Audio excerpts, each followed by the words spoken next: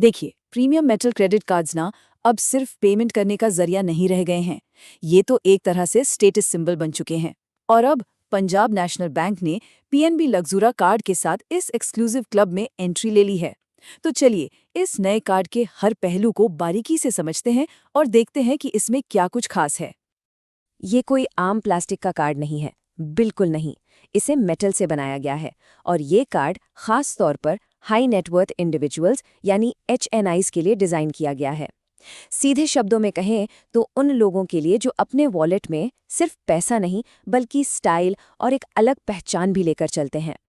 तो elite finance की दुनिया में एक नया खिलाड़ी मैदान में उतर चुका है जो समझदार ग्राहकों को अपनी तरफ खींचने के लिए पूरी तरह तैयार है। ये उन लोगों के लिए है जो हर चीज में साधारण से कुछ ज्यादा की उम्मीद रखते हैं और उनका क्रेडिट कार्ड भी इस मामले में पीछे नहीं रहना चाहिए। लेकिन इस लग्जरी के साथ एक बहुत ही दिलचस्प चॉइस भी आती है। सवाल ये उठता है कि विशेषाधिकार का कौन सा रास्ता सही है। यही हमारे आज के विश्लेषण का सबसे बड़ा सवाल है, क्योंकि पीएनबी लग्जूरा एक नहीं बल्कि दो अलग अलग अवतारों में आता है। तो चलिए, लग्जरी के इन दो चेहरों को जरा करीब से देखते हैं। एक तरफ है वीजा इन्फिनिट और दूसरी तरफ रुपे ए का। और ये सिर्फ दो अलग अलग नाम नहीं हैं, बल्कि ये दो बिल्कुल अलग अलग एक्सपीरियंस देने का वादा करते हैं। देखिए, एक तरफ है वीजा इन्फिनिट जो बना है ग्लोबल ट्रैवलर्स के लिए, जिनकी दुनिया भर में पहुंच है।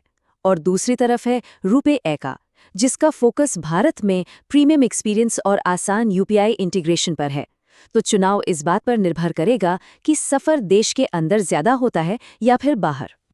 अच्छा, अब बात करते हैं सबसे ज़रूरी मुद्दे की, यानी कि पैसा, लागत और फ़ायदों का हिसाब किताब करते हैं। चलिए देखते हैं कि इन कार्ड्स की असली कीमत क्या है और ये जेब पर कितने भारी या हल्के पड़ते हैं। सबसे पहले नज़र डालते हैं फीस पर। जैसा कि साफ दिख रहा है, रुपए की जॉइनिंग फीस वीज़ा से काफ़ी ज़्यादा है। लेकिन यहाँ जो असली गेम चेंजर है ना, वो है फॉरेक्स मार्कअप। ये वो चार्ज है जो विदेश में पेमेंट करने पर लगता है। वीज़ा पर ये ज़ीरो है, बिल्कुल ज़ीरो। मतलब विदेश में खर्च करने पर कोई एक्स्ट्रा चार्ज नहीं लगेगा।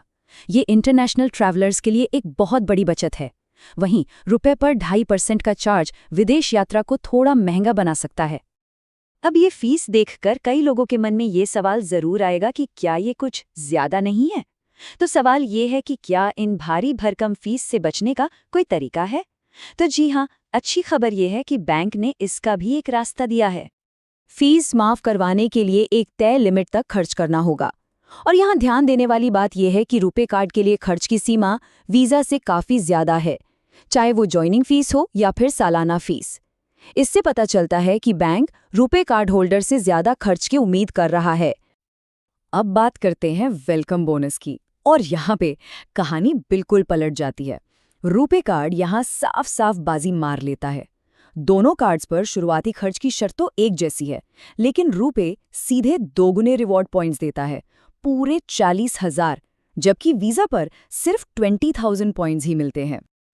और इन 40,000 पॉइंट्स का असली मतलब क्या है? सीधा सा हिसाब है, लगभग 10,000 रुपये का फ़ायदा।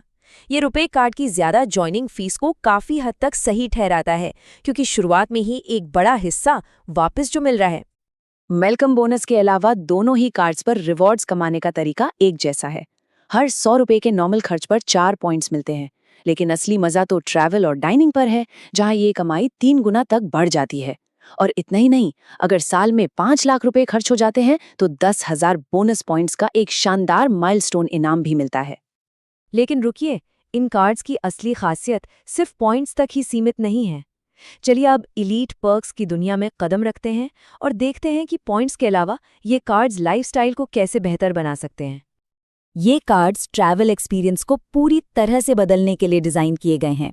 होटलक्स इलीट प्लस मेंबरशिप से प्रीमियम होटल्स में स्पेशल बेनिफिट्स मिलते हैं और साथ ही दुनिया भर के एयरपोर्ट लाउंज में कॉम्प्लीमेंट्री एंट्री के साथ सफ़र की शुरुआत ही स्टाइल में होती है। लाउंज एक्सेस के मामले में दोनों कार्ड्स में ज़मीन आसमान का फ़र्क है। अगर कोई बहुत ज़्यादा ट्रैवल करता है तो वीज़ा इन्फिनिट उनके लिए सोने की खान जैसा है, क्योंकि ये अनलिमिटेड डोमेस्टिक और इंटरनेशनल लाउंज एक्सेस देता है।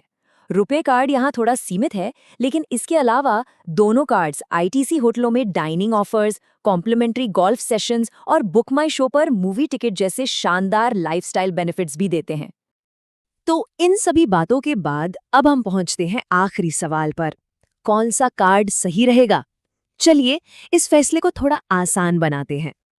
इस चुनाव को समझने के लिए दो तरह के यूजर्स के बारे में सोचते हैं। पहले हैं द ग्लोब ट्रॉटर, जो अक्सर विदेश यात्रा करते हैं। उनके लिए वीज़ा कार्ड एकदम परफेक्ट है, क्योंकि 0% फॉरेक्स फीस और अनलिमिटेड लाउंज एक्सेस से बहुत बचत होगी। दूसरे हैं द डोमेस्टिक वीआईपी, जिनका ज़्यादातर खर्च देश के अंदर ही होता है। वो रुपे कार्ड को उसके ज़बरदस्त वेलकम बोनस और घरेलू फ़ायदों के लिए चुनेंगे। लेकिन कोई भी फैसला करने से पहले एक रियलिटी चेक जरूरी है। क्या कोई इस एक्सक्लूसिव क्लब में शामिल होने के योग्य है? उम्र 21 से 70 साल के बीच, सिबिल स्कोर 750 से ज्यादा और सालाना आईटीआर 18 लाख से 30 लाख रुपए के बीच होना चाहिए। ये शर्तें साफ बताती हैं कि ये कार्ड कुछ चुनिंदा लोगों के लिए ही है। आखिर में एक बात याद रखनी चाहिए कि लग्जरी सिर्फ एक कार्ड नहीं, बल्कि एक लाइफस्टाइल है। तो सवाल ये नहीं है कि कौन सा कार्ड बेहतर है, बल्कि सवाल ये है कि कौन सा कार्ड किस लाइफस्टाइल में बिल्कुल फिट बैठता है। अब चुनाव इसी बात का है।